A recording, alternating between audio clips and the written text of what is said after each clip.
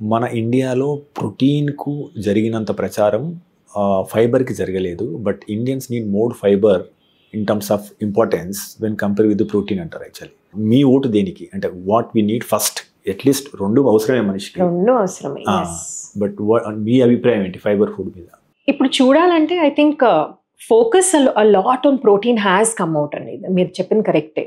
Lot of focus on protein and అది ఒక రకంగా it was important at that time. Protein malnutrition ఆ టైంలో చాలా ఎక్కువ ఉంది.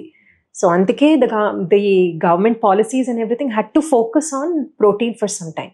కానీ ఇప్పుడు ఈ లైఫ్ స్టైల్ ఇష్యూస్ వచ్చేటప్పటికి, క్యాన్సర్ ఇలాంటివన్నీ వచ్చేటప్పటికి definitely focus has to shift to fibre also.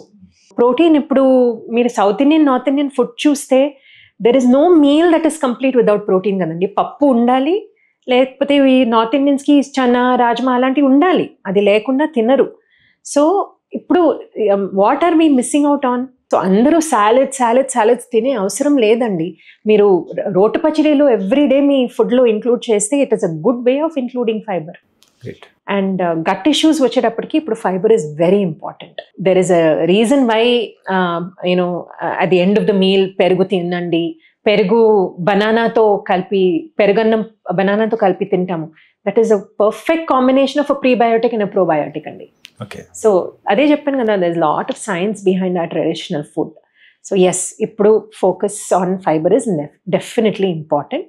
And ఈ సీజన్లో మాకు చిక్కుడుకాయలు, బీన్స్ అవి అన్నీ దొరికే సీజన్లో అవి మంచి ఫైబర్ ఇస్తాయి.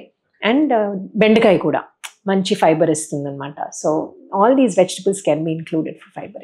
మీరు తీసుకునే అదే మందులు, అదే నాణ్యమైన మందులు మెడ్ ప్లస్ బ్రాండ్స్ పై సగం ధరకే.